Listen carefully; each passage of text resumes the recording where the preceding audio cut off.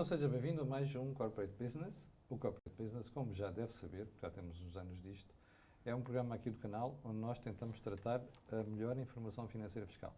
Olha, não me chama a mim convencido, porque não sou eu que inventei isto, foi o José Pedro Farinha, que está ali, que é o CEO da BTalkNet. Se quiser protestar, proteste com ele. Ora bem, estamos na altura das festas, não é? Natal, fim de ano. A propósito, já sabe como é que a sua empresa vai terminar o ano? Ou querem ouvir um raspanete de José Pedro Farinha em direto, mesmo em cima das festas? Bem, mas o tema deste mês não é esse. Está a ver as alterações fiscais do Orçamento do Estado para 2026, nomeadamente na área da habitação. Ora, é exatamente isso que vamos tratar este mês, mas antes disso, vamos aqui ao Vox Pop.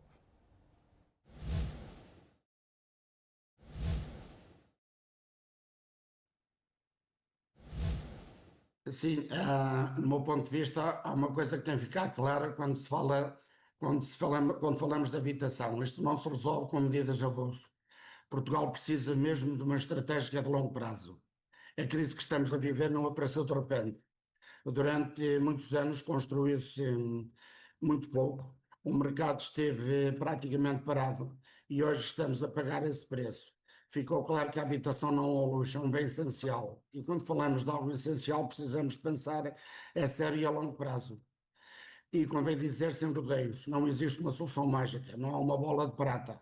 O problema da habitação é complexo, existe uma estratégia clara, consistente e continuada no tempo. Essa estratégia passa por várias coisas, no meu entender. Passa por reformar o arrendamento urbano, passa por o Estado colocar terrenos no mercado através de parcerias com privados, com regras claras, segurança jurídica, para quem investe saiba que as regras não mudam a meio do jogo. E passa inevitavelmente a produzir impostos, quando 40% do custo de uma casa são impostos. Falar de habitação acessível torna-se simplesmente irrealista. Se tudo isso for feito de forma séria, com um entendimento político alargado entre o governo e pelo menos um grande partido da oposição, então a oferta pode começar a aumentar. E isso é importante, a oferta aumentar assim, não aumenta só porque se baixam impostos, é preciso menos burocracia, processos rápidos, licenciamentos mais simples e um Estado que facilite em vez de bloquear. Mas é preciso ter expectativas realistas. Isto não acontece de um dia para o outro. Os efeitos não passam do construtor para o consumidor por decreto. O mercado precisa de tempo para se adaptar. O, podem haver sinais positivos, como o limite do IVA de casas até 648 mil euros. Mas primeiro temos que ter dados mais concretos como esta medida vai funcionar para se confirmar como se torna o investimento mais viável. Porque sem investimento não há construção, sem construção não há casas e sem casas não há oferta. Esta é a minha opinião. Muito obrigado. Olha, o Augusto é aqui um amigo da casa e, como se percebeu pela voz dele, estava com uma grande gripe em cima, mas mesmo assim a gente ainda conseguiu perceber qual era a mensagem dele. Bom, também antes de prosseguirmos, deixe-me dizer-lhe, da minha inteira responsabilidade, que a Secretária de Estado dos Assuntos Fiscais, a Secretária de Estado dos Impostos, era para estar neste programa. E não apareceu, desistiu à última hora. É só para ficar registado. Portanto, tínhamos aqui muitas questões para colocar, inclusive algumas delas, algumas que o Augusto aqui estava a falar, mas enfim, sem governantes aqui não é possível explicar. Mas também percebe-se, não é? Por algumas dúvidas que aparecem, também percebe-se porque é que é esta ausência. Enfim, José Pedro Farinha, porque é que trouxemos esta temática para este programa? Então, trouxemos este tema do Orçamento de Estado, se calhar até um bocadinho antes do tempo, porque não quisemos fechar o ano sem falar do Orçamento de Estado, que está aprovado, não é? Portanto, falta ainda clarificar algumas coisas, nomeadamente no que diz respeito ao pacote mais habitação, e mesmo em termos das pequeninas alterações que houve de IRC e de IRS, ainda falta clarificar aqui algumas coisas, mas é importante alertar as pessoas para as mudanças que aí vêm, para que as pessoas façam o seu planeamento para 2026 e possam, as pessoas e as empresas, e possam, em função disso, suportar algumas decisões. Este ano tivemos um Orçamento de Estado com poucas mudanças, pelo menos visíveis, daquelas que temos todos os anos, em que nos entretemos aqui a debater as alterações fiscais. Há algumas, e algumas que não devem passar despercebidas. mas não são aquela panóplia de todas, mas temos aqui, e por isso o convite do Augusto para o Vox Pop e do nosso convidado que já vais apresentar certamente, temos aqui um tema mais relacionado com a habitação e com o impacto que o Orçamento de Estado pode ter ou não na habitação. Sim, connosco, como já percebeu, está aqui o Fernando Santo. Fernando Santo também é um habitué aqui do canal A Cor do Dinheiro. Para mim é a pessoa que mais sabe de habitação em Portugal. Mas a sério, mais sabe de habitação em Portugal. E se fosse dependesse de mim, para mim ele era ministro. Não é? Provavelmente tomaria as decisões mais adequadas nesta área. Mas já agora, antes de irmos ao tema também, a conversa com o Fernando, deixe-me só dizer que temos aqui uma pergunta para você votar. Tem um link em baixo. A pergunta é esta. Considera que o Orçamento de Estado de 2026 contribui para uma maior oferta ao mercado de habitação? Olha, tem um link, vote, para nós é preciosa a sua ajuda e a sua interação com o programa. Fernando, seja bem-vindo, mais uma vez. Fernando, já conhece aquilo que é o básico das alterações fiscais que o Governo anunciou, tanto no Orçamento de Estado como no programa Construir Mais, acho que é assim. Está entusiasmado? Não estou. Pela cara. Antes de mais, contrariando, agradecendo o seu elogio, eu cada vez sei menos de habitação. E à medida que o tempo passa, vou sabendo cada vez menos. Então, como assim? Porque aquilo que é fácil, nós quando temos um problema temos que ter o diagnóstico correto. Sim. Sem um diagnóstico, isto é como a medicina, sem um diagnóstico correto, dificilmente teremos soluções adequadas. Não é? O meu diagnóstico, há muito tempo, vai em sentido um pouco inverso de tudo o que tem sido as políticas de habitação, embora sejam positivas. Portanto, uma coisa é serem positivas, nós também tomamos às vezes medicamentos que fazem bem, ajudam, tiram as dores, mas não resolvem o problema de fundo. Eu acho que estamos aqui na mesma situação. Por um lado, porque a parte fiscal, que é importantíssima, reduzir o IVA de 23% para 6%, por exemplo, é importante, mas não da forma como... Mas não é o problema fundamental aqui. Não, mas eu só estou a começar pela parte final, para depois começar a ir à essência da questão. Mas de uma forma clara.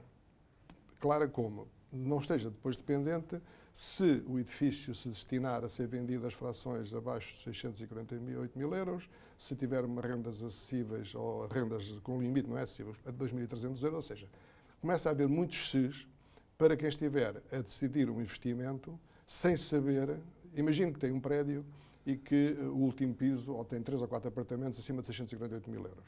Como é que vai fazer um rateio, saber, bem, vou tantas por metro quadrado, como é que, pela avaliação fiscal, como é que vai fazer? Nada disso sabemos. Imagino que as pessoas fazem um contrato de promessa compra-venda, para a habitação móvel permanente, mas depois decidem que afinal quer isto para arrendar. Ou seja, e depois temos uma questão que é normal. Há uma expressão portuguesa que aqui não digo, mas é quando as pessoas estão um gato escaldado, água fria tem medo, que é no fundo, resumindo, que é esta. O setor da construção e do imobiliário passou as passas do Algarve, foi destruído a partir de 2010. Não vale a pena fugirmos.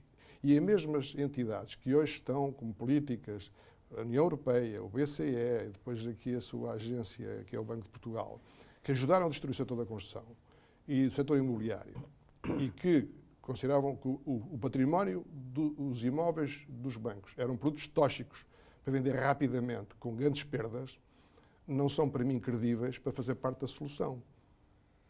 Mas parece que aprenderam com o erro. Não aprenderam, nem continuam, eles e outros derivados. Depois temos aqui, reparem, quando foi feita, quando fizeram as alterações para se fomentar aquilo que era a reabilitação urbana, vamos começar por aí, mais simples. A reabilitação urbana está na agenda política desde 2004, com as sociedades de reabilitação urbana, quando era Primeiro-Ministro o Pedro Santana Lopes. Sim. E não aconteceu nada. Não se lembram? E porquê? Porquê? Porque os custos de fazer a reabilitação urbana eram tão elevados que a capacidade dos portugueses não permitia que no final pudessem comprar e as zonas estavam degradadas. Eram as zonas mais pobres da cidade de Lisboa e do Porto, eram as zonas históricas. Toda a gente sabe isso. Mas ninguém quer reconhecer. E foram os estrangeiros que vieram revitalizar essas zonas e para isso foi importante os vistos gold. Se eles forem embora, os estrangeiros, o investimento estrangeiro, se tudo isto que deu origem a esta valorização do património das zonas históricas, se forem embora, nós acabamos por não ter reabilitação urbana, porque não é possível chegar ao fim do dia e pagar do investimento normal sem margens de lucro significativas, não pode pagar menos que 7, 8, 10 mil euros por metro quadrado. Não é possível. Sem margens de lucro significativas. Sim, estou a falar de 20%, abaixo dos 20% brutos. também a banca começa a levantar problemas no financiamento. Pois. Portanto, E isso acontece porque, portanto, por causa porque da as burocracia, exigências, por causa dos IPARs e coisas o custo dos imóveis, o custo dos imóveis, eu posso dizer, em 2012, na Baixa, um edifício que custava 900 euros o metro quadrado e não havia interessados em comprar, hoje pode custar 3.000. Começa por aí. Nós multiplicamos por 3 os custos todos. Para além daquilo que é o imponderável de quanto tempo demora, não sabemos por causa da... Olha, a ocupação de via pública podem ser meses, as pesquisas arqueológicas, os solos contaminados, enfim, uma panóplia, mas vamos agora passar ao lado disso. Sim. Só para dizer, quando foram determinados em termos fiscais, que houve 5% de IRC ou IRS sobre o rendimento bruto, mudou o governo, mudaram as regras. Temos uma situação mais recente, muito mais grave, que é, nós tínhamos o IVA a 6% na reabilitação urbana, para isso era suficiente, mas não era suficiente, era necessário que as empresas tivessem o imóvel localizado numa zona, uma área de reabilitação urbana, bem chamada ARU, mas o regime jurídico da reabilitação urbana dizia, em 2009, que as câmaras tinham 3 anos para aprovar operações de reabilitação urbana, ORUs, para aquelas áreas. Se não o fizessem, caducavam as ARUs. O que é que sucedeu? Uma grande parte das câmaras, para não dizer a maioria, não fez o trabalho de casa. A Câmara de Lisboa, por acaso, fez. E só houve 3 freguesias que ficaram sem ORUs, que é o Lumiar, a Parque Expo e agora falta-me o nome. As outras todas coincidem temporalmente.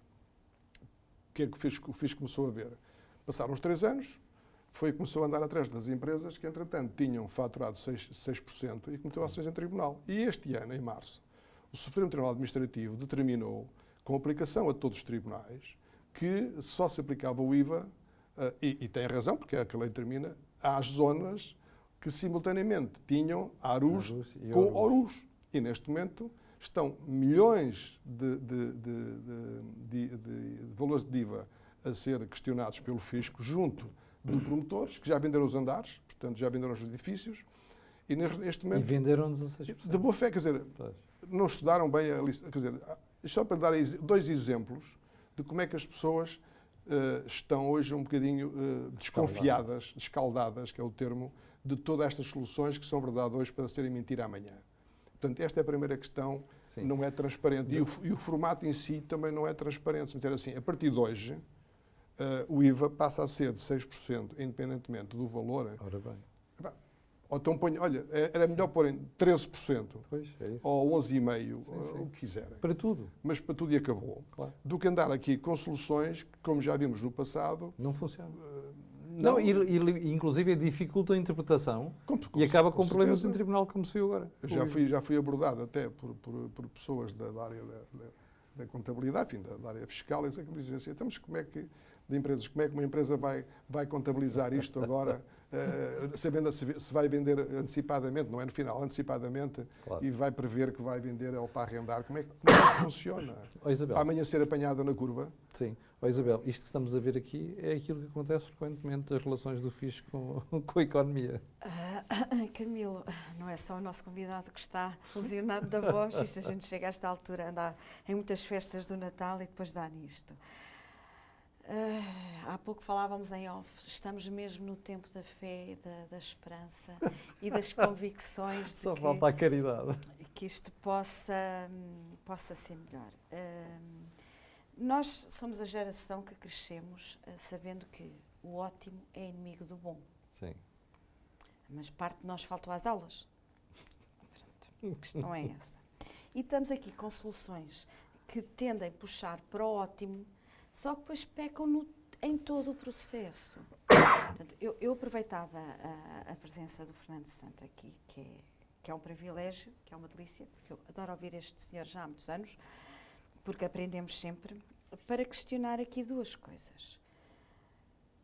O Estado tem inventariado o seu património devoluto? Não é para respondermos. Toda a gente sabe a resposta. Tem vontade de o fazer, porque necessidade há. Sim. Pronto. Há o inventário, segundo os censos de 2021, temos mais de 700 mil casas, imóveis devolutos, dos quais 150 mil estão na região de Lisboa. Eu acho que os números estão martelados, mas já lá vamos. Por baixo, estamos por baixo, estamos a pôr isto por baixo. Vamos dar boa fé, estamos no Natal. Pronto, por baixo. Temos problemas da habitação e nós, Centro de Contabilidade, respeitamos imensa regra do balanço, não é? E a regra do mercado. Portanto, se há pouca oferta e há muita procura, Sim. o preço sobe.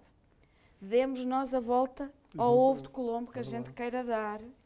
É com casas, é com laranjas, é com batatas, é com tudo. Portanto, e as casas que fazem parte de uma solução de crescimento económico e de uma mitigação do problema social têm um peso muito maior nesta estrutura de equilíbrio. Para já, um voto de louvor ao Orçamento do Estado. Acho que pela primeira vez em muitos anos temos um instrumento de gestão que não mexe no seu esqueleto em grandes temas. Fantástico nesse nível. E vai tratar em diplomas à parte, pastas que são estruturais. Faz todo o sentido. E que faz todo o sentido. Então, tenhamos a coragem de, quando tratamos a pasta da habitação, estarmos a olhar para isto como uma necessidade nacional e não como uma bandeira partidária. Esse é o primeiro problema. Olharmos para isto sob um mote de necessidade do país e não como bandeira ou ideologia, ou os nomes que a gente queira pôr. E depois perceber que dentro da estrutura do país há uma máquina que se chama Estado. E dentro da máquina do Estado há uns mini subdepartamentos do Estado, que são as autarquias e as freguesias. Portanto, este exemplo que o Fernando deu é do mais caricato que nós encontramos no nosso dia-a-dia profissional, que é as ARUs e os ORUs não emitidos. Oh, meus amores, a casa já foi vendida, já tem 2 anos de venda, o que é que se faz agora ao IVA? Tem 4 quem é anos. que vai pagar? E tem 4 anos agora. Certo, mas quem é que vai pagar? A questão é essa. Portanto, Isso é defraudar as expectativas das empresas. E não só das próprias pessoas e do mercado em si. Ora, se o problema é maioritariamente uma questão de mercado, todas as vezes que estamos a dar ou a puxar o tapete às regras do mercado, estamos a criar mais desconfiança. Deixa eu perguntar ali ao Zé Pedro Fernandes. Zé Pedro, por exemplo, esta interpretação aqui que o Tribunal fez, porquê é que o Estado, os governos, não clarificaram a regra e a norma? É de tal maneira grave que eu gostava que quem fez isto fosse explicar aos nossos clientes estrangeiros que a culpa não é do contabilista. Portanto, quem agora vai ter que pagar 17% de IVA, não vai entender, e mesmo que entenda vai fingir que não entende, que houve aqui uma interpretação do ARU e do ORU que eles nem sabem sequer perceber a lógica. Não é? Isto tem a ver com aquela instabilidade fiscal ou desonestidade fiscal que nós já debatemos aqui muitas vezes.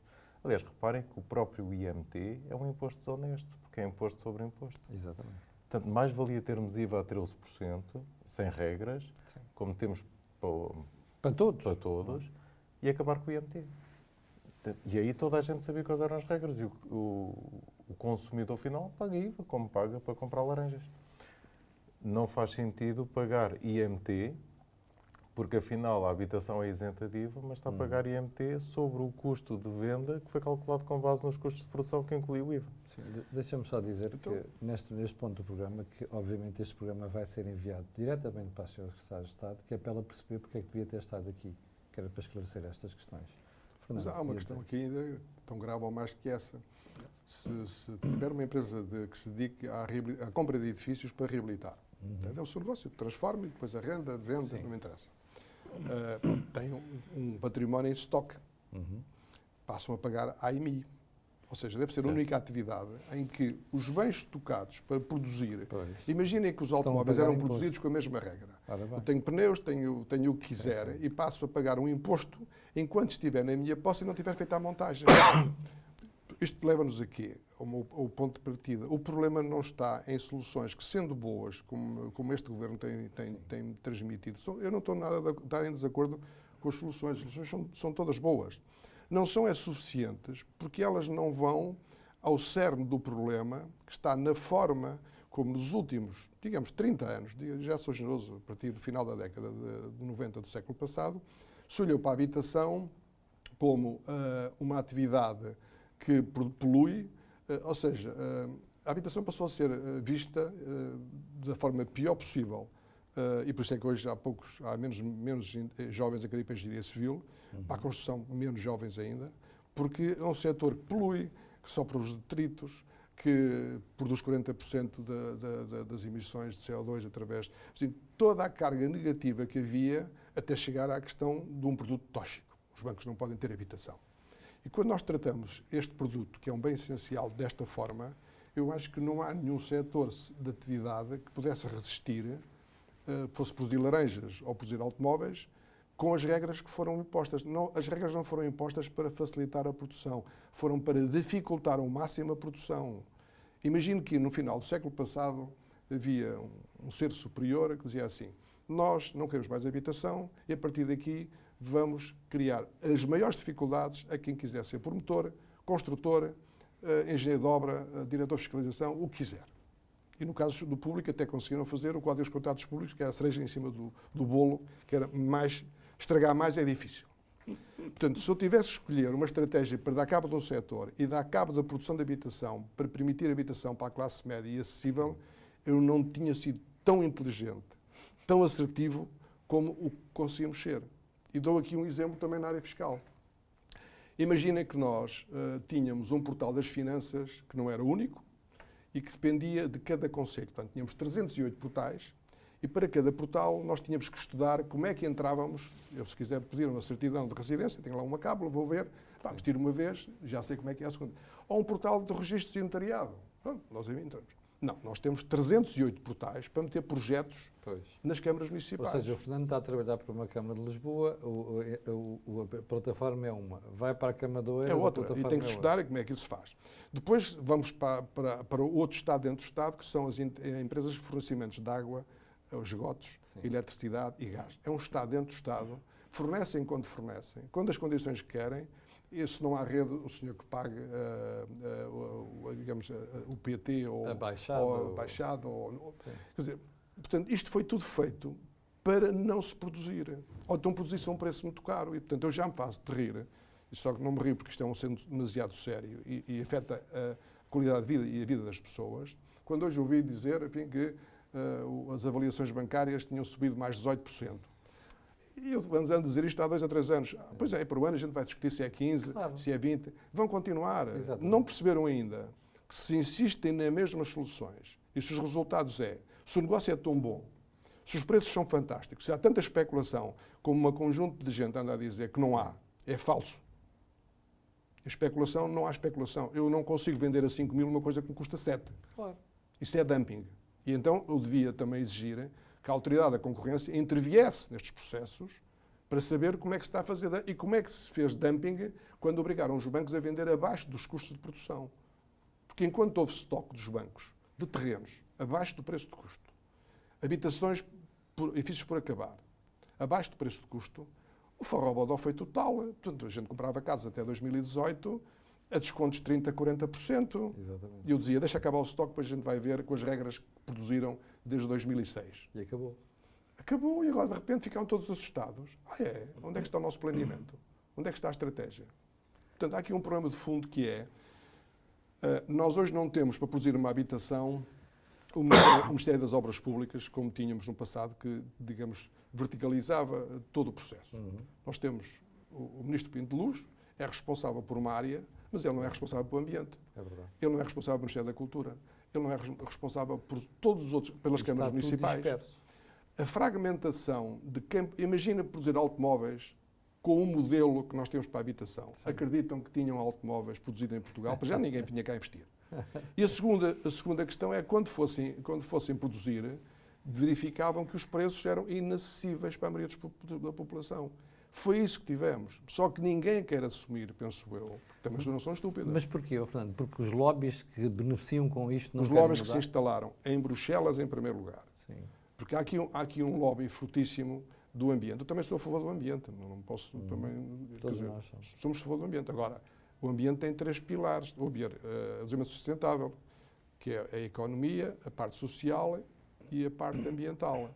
E o que passámos a ter foi uma ditadura. Da parte ambiental. Nós temos terrenos hoje que têm uma fatia inicial que é urbano, depois temos uma zona de reserva agrícola, no mesmo terreno uma reserva ecológica, e qualquer projeto da zona urbana vai ter que obter pareceres daquilo, e depois dizem nos pareceres o que entendem nas suas convicções, que põem em causa o projeto da zona urbana porque acham que o quiserem. O mesmo se passa com a parte histórica, dos edifícios. Portanto, nós criámos um monstro Fernando, que não é governável. É verdade, imagino, uma reabilitação. É verdade que o IPAR pode parar indefinidamente uma obra? Pode empregar a obra. Não pode, por exemplo, na Baixa Pombalina, se quiser, tem lá as zonas de escritórios, se quiser fazer uma obra, tem que ter a aprovação da Direção-Geral do Património Cultural e não pode depois fazer alterações, mesmo com painéis de peladura, aquilo que é facilmente um open space, divide-se. Não, tudo aquilo passa, já tive essa experiência. A sério, até pôr lá peladura passa pela Sim, tive a experiência, obrigaram-me num edifício de escritórios a retirar o peladura da divisão de uma sala. Brutal. E, portanto, quando nós chegamos a este ponto, eu dou-lhe outro exemplo, quando foi do programa da Iplo Jovem no Martim Muniz, por exemplo, a obra tinha começado, e nessa altura foi preciso fazer pesquisas arqueológicas. E ao fim de 6 meses, o empreiteiro, que por acaso era espanhol, disse, olha, nós não somos ajudantes de arqueólogos, portanto queremos receber aquilo que a vossa lei, o regime de habilitadas de obras públicas determina, ao fim de um quinto do prazo, nós rescindimos com justa causa e recebemos 10% sobre o valor do contrato como indenização. E foi assim. Ainda hoje estou a ver o que é que lá descobriram tão valioso que justificasse aquilo que depois passou no Martim Muniz. Portanto, tenho muita experiência na vida destes bons exemplos, no sentido pior possível, e quanto isto não for resolvido, e isto não vai ser resolvido, porque os interesses que estão por trás.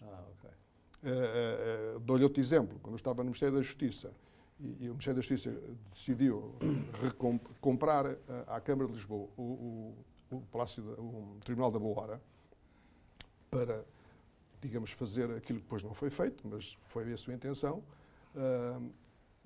Apareceram logo notícias dos jornais que nós tínhamos que ir fazer pesquisas arqueológicas e, portanto, montou-se logo. De um momento para o outro. Ainda não havia nada de projetos, não havia nada. Já havia as notícias, os lobbies a funcionarem para as pesquisas arqueológicas.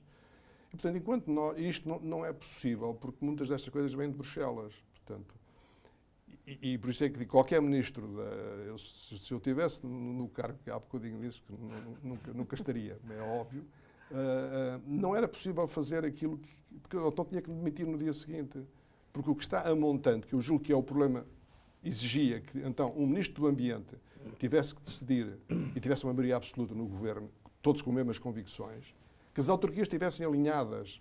Porquê é que as autarquias mantêm esta panóplia? Porque há os mercados protegidos. Se eu quiser fazer um projeto numa autarquia qualquer, a primeira pergunta que faço é quem são os técnicos que conhecem e que se movimentam bem na Câmara? Exatamente.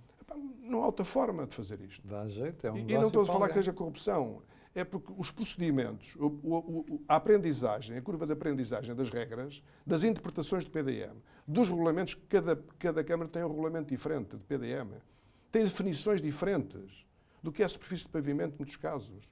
Portanto, temos que estudar como se fosse a primeira vez que chegássemos a fazer um projeto do que quer que seja. Eu só acho que o Fernando está a ser simpático quando diz que não é um problema de corrupção. Também haverá, mas eu que apanhei, por razões pessoais, enfim, a experiência de um banco, que, como todos os outros, que tinha muitos edifícios por acabarem, todos espalhados pelo país, sim, percebi, enfim, todos nós do mesmo lado, como é que depois tínhamos que gerir estas regras diferentes para resolver os problemas que não são fáceis. Fernando, deixa-me pegar numa questão que a Isabel falava há bocadinho, que era dos 750 mil fogos que estão devolutos. Esse número está correto? Repara, mas este número não me diz nada por uma primeira razão. Nós falamos tanto em... Já segundo as habitações. Portugal, sim, é um país de segundas habitações. Imagino que tira metade. Depois há uma parte significativa de habitações que estão devolutas no interior das aldeias, onde... Então, quer dizer, ninguém quer ir. A Baixa Pombalina, até 2012, 13, tinha 8 famílias. Sim, ninguém queria ir para lá. Portanto, sim, vamos ver se a gente se entende. Portanto, aquilo que hoje é visto como a culpa dos estrangeiros, ninguém queria ir para lá, ninguém habitava, ninguém investia. a gente saía da Baixa. Toda a gente saía da Baixa. E eu trabalhei na Baixa desde 2011 até 2024. Portanto, acompanhei perfeitamente aquilo que foi a evolução diária, até pensar que estava, todos os dias quando ia almoçar, que estava, aterrei num sítio qualquer, numa zona de férias, portanto, é só estrangeiros por todo lado, mas 6 anos antes aquilo era um deserto. E, portanto, quando olhamos para essas casas todas nas aldeias que estão desertificadas, elas contam. Depois que ficam, se calhar, 30 ou 40 mil em Lisboa, que estão devolutas, umas por heranças, que também não é um problema que tem que se resolver, esse problema, por exemplo, das heranças. Não é aceitável.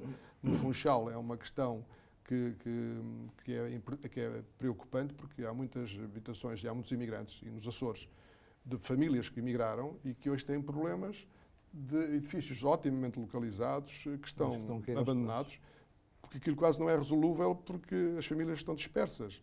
Tem que haver uma lei que olhe para isto para resolver, ou uma expropriação, quer dizer, pagando preço justo, mas portanto, tem que haver soluções para estes problemas. E depois há falta de confiança. A maior parte das pessoas com quem eu falo que têm habitações, e eu falo nestas medidas, e, pá, para mim ter pagado 10% de IVA ou pagar os 25% é-me irrelevante, que eu não vou pôr no mercado porque não tenho confiança. Pois. Ou seja, a lei devia ter mudado. Exato, quer dizer, ou seja, tem que haver mais uma questão que as pessoas deixaram de acreditar no Estado. A Lei Cristas 2012, quando saiu, foi muito atacada, promoveu o aumento dos contratos de arrendamento na década seguinte, 2011, 2021, em 16,2%. Pela primeira vez. Mas começou em queda a partir de 2018, porque as alterações que foram introduzidas pelo governo do António Costa com a Troika, com a Geringonça, vieram pôr em causa. Nós, na altura de 2012, havia 5 anos, ao fim de 5 anos, o Estado passava a pagar um subsídio de renda para que houvesse algum ajustamento aos contratos anteriores a 1990, que ainda há uns 150 mil com rendas baixíssimas. Cuja renda média são 130 euros. Bom, isso acabou. Portanto, eu digo, quem é que acredita num Estado que nos últimos 10 anos, repara, vamos ver que nós estamos em 2010, ainda a construir bem menos do que estávamos em 2002, portanto, em 2002, 125 mil focos, passámos para os 65 mil em 2009. Mas era uma aterragem gradual, suave, de ajustamento, coisa que os espanhóis não fizeram. Os espanhóis continuavam a produzir 700 mil focos em 2008, quando nós já estávamos nos 70 mil para aí. Portanto, mostra bem, depois aquilo em Espanha foi muito mais grave. Mas uma gravidade que eles souberam gerir de outra forma, com fusões e aquisições de empresas e da banca, e não com esta situação que nós temos aqui, que tivemos em Portugal. Se nós pensarmos o que estávamos a viver em 2010 e aqueles que foram verdadeiramente a crise, a quem é que afetou a crise? Os promotores, os urbanizadores, as empresas de construção e os quase 300 mil desempregados. Nós tínhamos 620 mil pessoas a trabalhar no setor em 2002 e quando chegámos a 2014 tínhamos 275 mil. Umas emigraram, outras reformaram. Olha, me ligaram muitos colegas em 2010, 11, 12, precisamente a partir daí, pessoas com 50, 60 anos, e assim, pá, eu passei a minha vida toda a trabalhar, a empresa faliu, o que é que eu faço? Eu não vou, agora vou para a África, vou para a América Latina, muitos arranjaram outras atividades, outros conseguiram pré-reformar-se.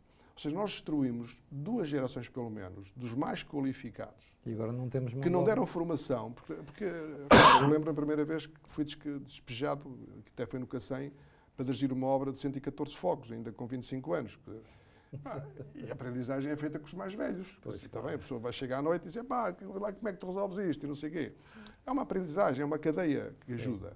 Quando nós deitamos fora a produção, as empresas de construção, as grandes empresas de construção do país desapareceram. De habitação, podia dar aqui o nome de meio dúzia delas, que já não existem e que produziam milhares de focos por ano. E, portanto, quando isto tudo é desmontado, os que ficam aprenderam a lição. E a lição qual é? As empresas podem crescer, mas não à custa de pessoal próprio, com subempreiteiros.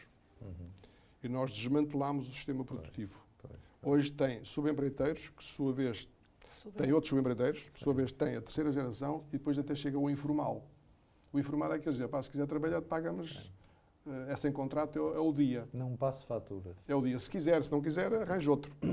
Faz-me lembrar um pouco o que se passou durante a Expo, que não havia calceteiros, não havia ladrilhadores, mas isso era uma zona muito casuística, foi uma situação pontual, que era a construção da Expo, estava marcado para 22 de setembro de maio de 98, portanto, não havia. Mas as pessoas aprenderam, quer dizer, as pessoas não são estúpidas e não repetem os mesmos erros, e as gerações que vêm a seguir ainda estão expostas a menos sacrifícios do que os pais e os avós. Fernando, então o que me está a dizer é, nós tivemos no pacote fiscal uma alteração muito importante, foi baixar o IRS de 25% para 10%, mas isto só de per se, sem a questão, por exemplo, dos contratos e dos tribunais funcionarem, isto não vale nada. Não, mas quer dizer, a questão é esta. A pergunta que eu gostava de ter uma resposta dos políticos é esta. Por que razão, tendo aqui montado um negócio fantástico de uma grande procura, que é de habitação, com os preços a subir, e não aparecem mais empresas a produzir? Nós acho que não chegámos aos 30 mil focos por ano. 30 mil é o que se produzia nos anos 70, quando tínhamos 500 mil focos de carência. E chegámos a produzir 125 mil em 2000. E depois, a partir daí, foi a média de 90 mil por ano. Sim. E a pergunta é, então, se isto, enquanto não Por acaso perceber... é curioso, 30 mil em média dos anos 70, tem razão. Ou seja, para uma realidade onde entraram 1,56 milhões de pessoas de Entraram migrantes em 10 anos. 1.170.000 na década de 70. Não, mas estou a dizer agora. Sim. Agora entraram 1,6 milhões e nós temos um bocado parado. Como é que as rendas não subiram? Perguntem. A pergunta é esta.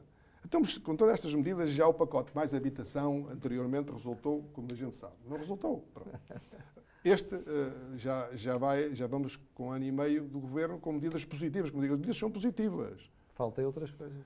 Só que não são suficientes porque não estamos a resolver o problema com os olhos de quem pode ou não pode estar motivado para investir, para arrendar. Mesmo agora, ouvi uma proposta de lei, não sei se já passou a lei, do Ministério da Justiça para alterar a lei dos ocupas. Sim, ainda não passou a lei. Não passou. Pronto, mas aquilo que eu ouvi era passar as penas de 2 para 3 anos de prisão. E era habitação própria permanente. Quer dizer, continuamos a fazer assim umas coisinhas. A fazer de conta. A fazer de conta. Enquanto não se... E as pessoas, como digo, as pessoas têm um raciocínio muito de quem já passou muito nestes últimos 15 anos. E não está disposta a ser, digamos, enganado pela quinta ou sexta vez. Sim. José Pedro, nós estamos, olhando aqui para o pacote, há uma série de medidas do governo, não é só o IRS, não é só o IVA, há uma série delas. Não é? Sim, eu acho que a maior parte delas carece de clarificação/regulamentação. Senhora Secretária de Estado, foi por isso que convidámos aqui para o programa. Não deixam de ser interessantes, como o Fernando disse bem, a história dos 10% do IRS, o IMT jovem. Sim. Ainda hoje me colocaram uma questão muito engraçada relativamente ao IMT jovem, que eu não sei responder. Portanto, uma jovem que tem menos de 35 anos, que é casada com o marido que tem mais de 35. Portanto, beneficiam ou não da isenção. Faz a média. Não, o Fisco vai já te responder.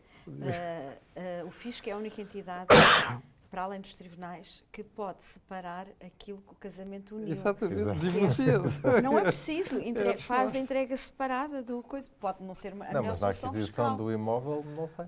Claro, pode não ser a melhor solução na ótica no da regime de fatura. bens adquiridos, portanto, que é o caso. Sim. A isenção das mais-valias também requer alguma regulamentação. Portanto, a isenção de mais-valias quando se vai investir em imóveis que se destinam a arrendamento.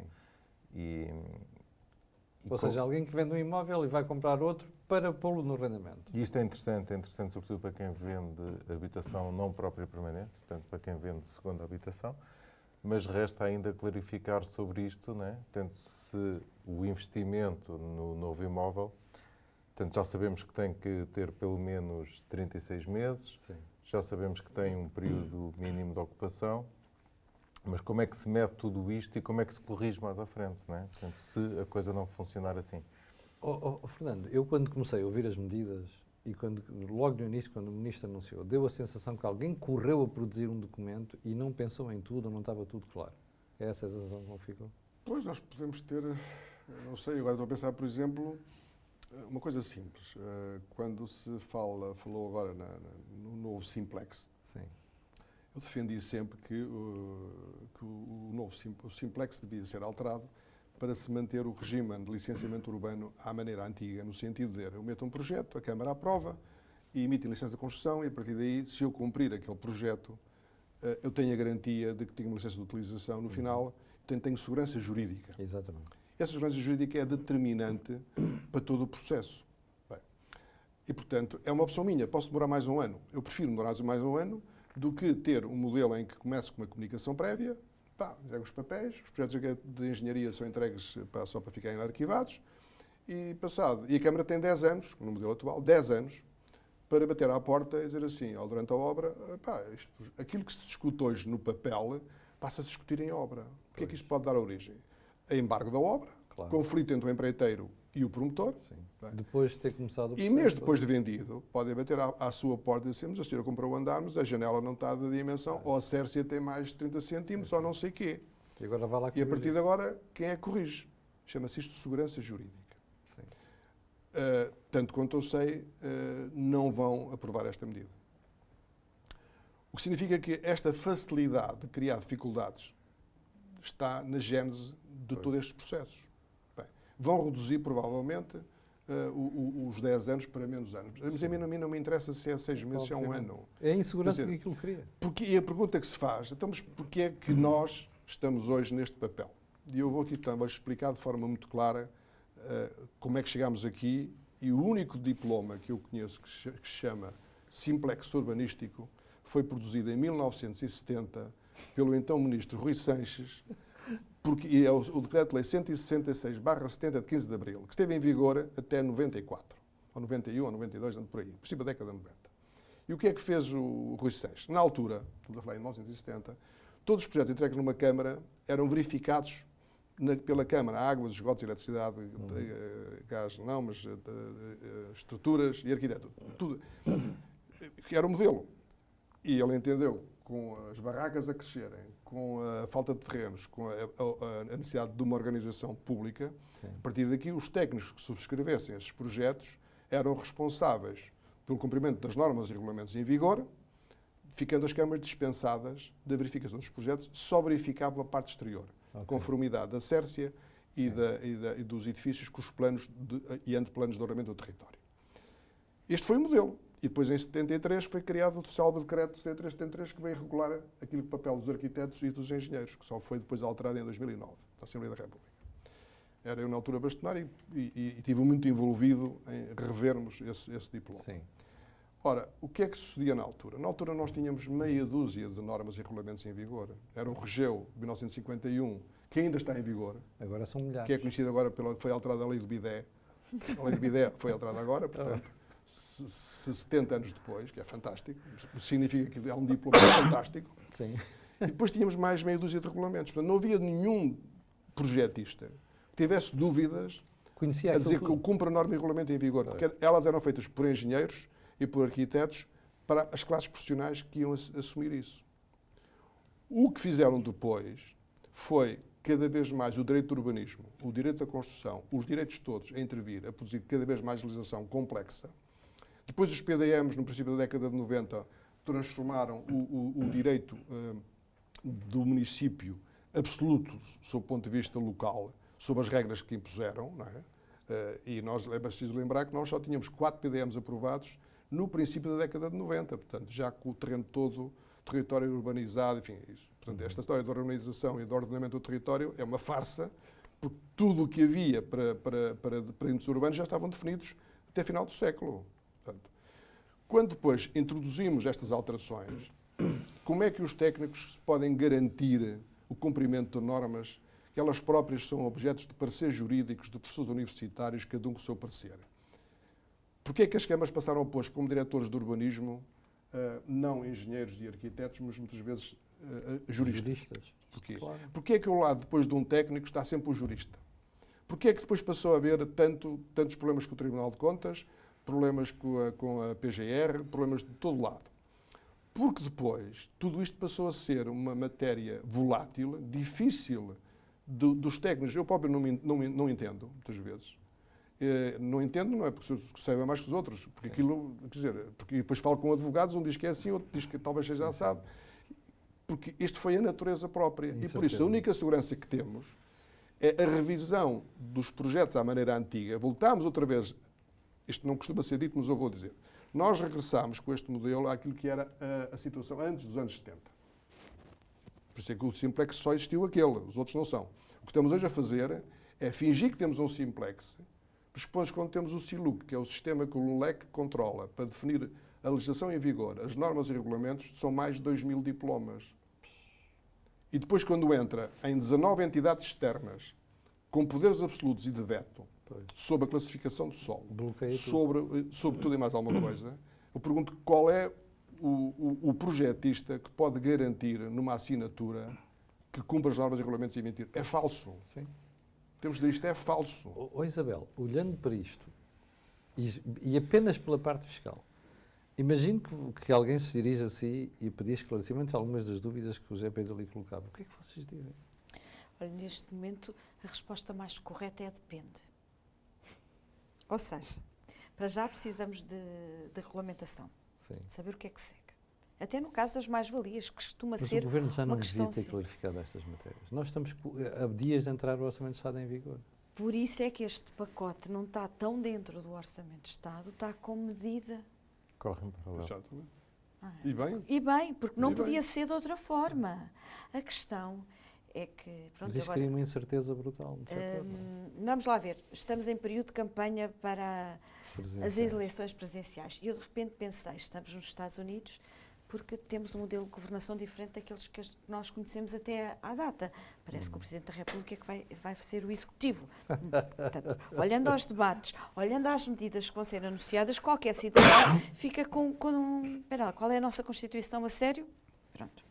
Depois, aqui, eu já não me lembrava, confesso, da lei do BIDE. Obrigada. Do bidé. A lei do bidé. A lei do BIDE ficou histórica. É preciso ver que nos anos 80 foram feitos grandes incentivos aos senhorios para que vendessem as suas habitações. Sim. Muitas das segundas habitações de hoje não são segundas habitações compradas, são segundas habitações herdadas, que é o outro problema. Quando nós olhamos para a questão da toxicidade da habitação, parece que é criminoso ter segundas habitações. Pronto. Uma salva ao Supremo que veio dizer que as mais-valias das heranças não são consideradas aquisições. Haja alguém que tenha interpretado juridicamente o bom senso e o princípio, se bem que a AT está-se a torcer um bocadinho nisto e já com duas mais uma interpretações. vez tens que impugnar para conseguir fazer cumprir esse acordo. É verdade. Porque Mas o para fazer entendimento da AT cumprir o há mais entendimento de lei. E a questão é esta.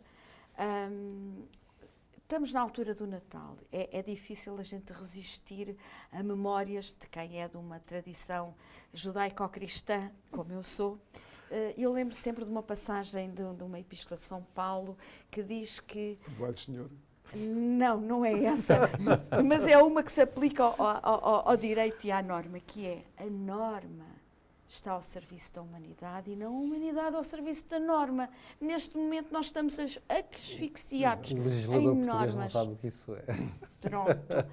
E não é uma questão de religião, é uma questão de prática. E a nossa maior dificuldade enquanto profissionais, neste momento, quando trabalhamos e queremos trazer clientes e ajudar os nossos empresários numa otimização e até num melhor aliciamento legal, atenção, legal para determinados setores da economia, não conseguimos aliciar para o setor da habitação. Claro.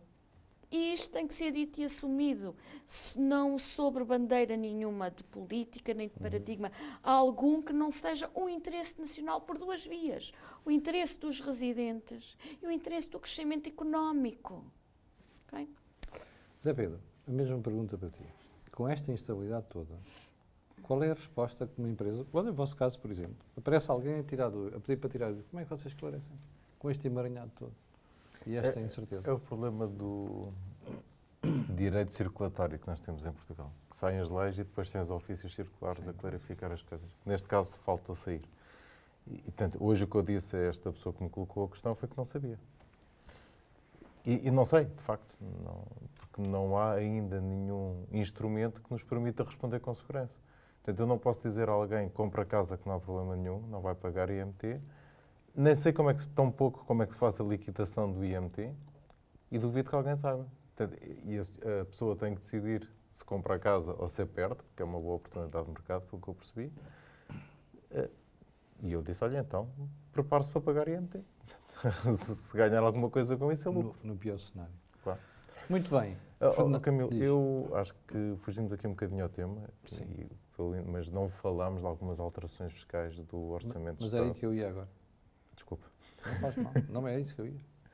E eu ia-te pedir para falar precisamente sobre isso. Eu acho que não há muita coisa, mas há algumas alteraçõezinhas, portanto, no que diz respeito ao IRS e, portanto, da parte para as famílias.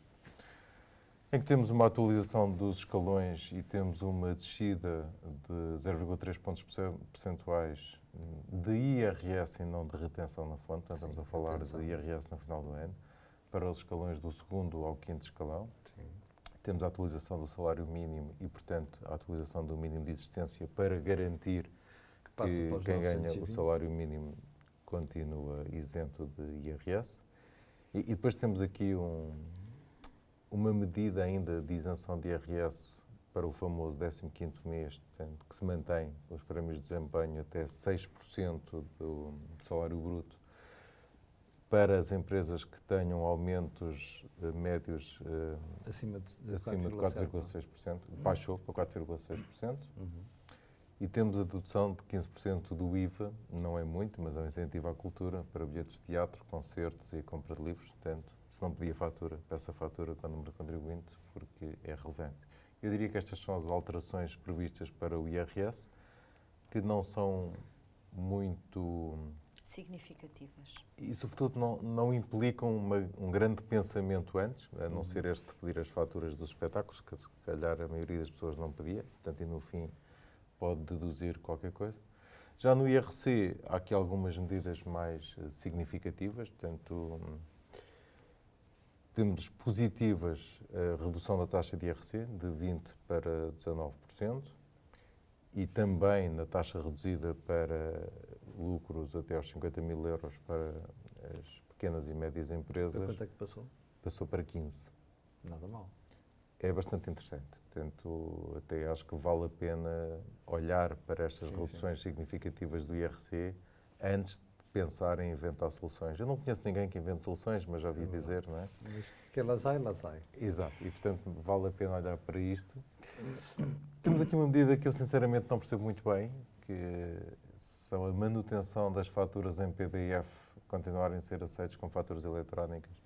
A medida é boa no que diz respeito ao incentivo à digitalização, mas temos que olhar para medidas de segurança. Acho que já todos ouvimos e tivemos aqui já convidados a falar de cibersegurança.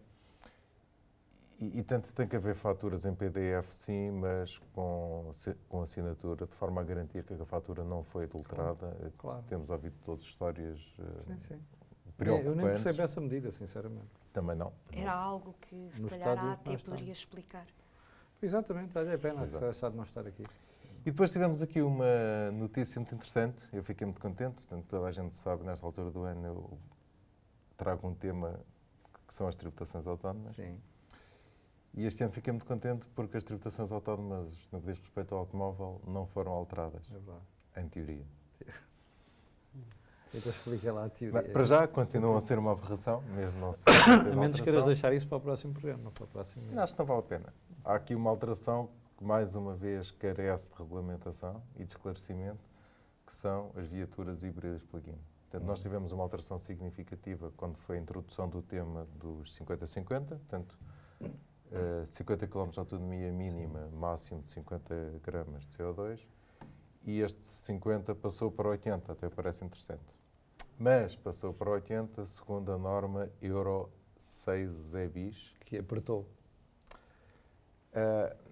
Sim, apertou. Tanto porque o que é que aconteceu com os híbridos plug-in, sobretudo os empresariais? As empresas beneficiaram do incentivo fiscal da redução das tributações autónomas, da dedução do IVA, mas o utilizador da viatura, para que não tenha encargos adicionais de eletricidade, não carregava o carro. É verdade. E, portanto, os carros andavam a combustão. E, em vez de poluírem menos do que os carros a combustão, Poluíam mais. poluíam mais, Tinham porque mais consumiam peso. mais. Sim. E, portanto, daí aparece esta norma que tem a ver com a utilização da viatura. O que é que falta perceber? Se isto se aplica a viaturas novas ou... Aquelas que já estão. Exatamente, que é o que tem acontecido. Pois. Portanto, isso é altamente impactante para quem tem viaturas híbridas plug-in. Por outro lado, também não sei como é que se vão conseguir obter os valores das viaturas que já existem nas empresas. Né? E, portanto, temos aqui um tema. A seguir à habitação, o carro é que é mais sofre. Portanto, temos aqui um tema relevante. Temos uma notícia boa no que diz respeito às tributações autónomas, que deixou de haver o agravamento de 10 pontos percentuais para quem tem prejuízo, desde que tenha tido lucro em um dos últimos 3 anos. E, portanto, mas já é uma atenuação. Mas isso eu acho que faz sentido. Faz sentido. As tributações autónomas sobre os automóveis não faz sentido como existem, então já falámos disso muitas vezes. Isto faz sentido porque muitas vezes existem despesas com tributações autónomas baixas que contribuem para que as empresas tenham prejuízo e, portanto, faz sentido. No que diz respeito ao automóvel, mantém-se a disparidade no que diz respeito à tributação autónoma em sede de IRS para quem tem contabilidade organizada, que tem taxas muito mais baixas, também muito mais justas, e os limites também são mais baixos. Portanto, não houve nenhuma alteração no que diz respeito às tributações de IRS já há alguns anos para cá. E, portanto, estas são talvez as alterações mais relevantes. No que diz respeito aos benefícios fiscais, há que destacar aqui, e ainda estão a tempo, o fim do CIFID indireto. Portanto, é verdade, tínhamos feito esse programa no mês anterior. Atenção, ainda tem ao dia 31 para beneficiar disto. Os benefícios fiscais mantêm-se, incluído o CIFID, na sua maioria, e sem grandes alterações, com esta grande alteração para o CIFID indireto, e as empresas que fizerem investimentos este ano no CIFID indireto até conseguem ter um crédito de imposto para usar mais à frente. Portanto, havendo liquidez, ou possibilidade de financiar essa liquidez, o CIFID continua a ser o melhor benefício fiscal para a redução do IRC e o CIFID indireto continua a ser a melhor forma da maioria das empresas conseguirem beneficiar deste benefício fiscal, porque a maioria não consegue ter CIFID próprio. E daqui para a frente só vamos ter esse. Muito bem, como já percebeu, primeiro tem aqui um link em baixo para você poder votar, porque a pergunta que fizemos é, acha que as medidas propostas fiscais no Orçamento de Estado para 2026 vai levar maior oferta no mercado de trabalho? Por favor, vote, que para nós é uma belíssima orientação. Como também já percebeu, no programa deste mês nós tentámos fazer uma síntese entre aquilo que são as medidas fiscais, dando um particular destaque à área da habitação, por razão pela qual convidámos o Fernando Santos, aliás, como viu, o contributo é extremamente positivo. Para o final, além de agradecer ao Fernando, à Isabel e ao Zé Pedro e desejar um bom ano, eu tenho uma pergunta. Qual é o programa do próximo mês, Zé Pedro Farinha? Não sei qual é o programa. Ainda não temos, ainda não está fixada a agenda. Voltamos ao normal, não sei se já percebeu. Bom, Zé Pedro, se alguém tiver dúvidas, para onde é que pode escrever? corporatebusiness@betocnet.com. Já sabe, corporatebusiness@betocnet.com. É para colocar as suas dúvidas, se as tiver, e acho bem que as tenha depois de tudo aquilo que ouviu aqui hoje. Vou voltar a agradecer ao Fernando, ao Zé Pedro e à Isabel, e além de desejar a eles um bom Natal e umas boas festas, também vai para si e para casa. Já sabe que nós voltaremos no próximo mês com um novo convidado e também com um novo tema. Fique bem e até para o ano.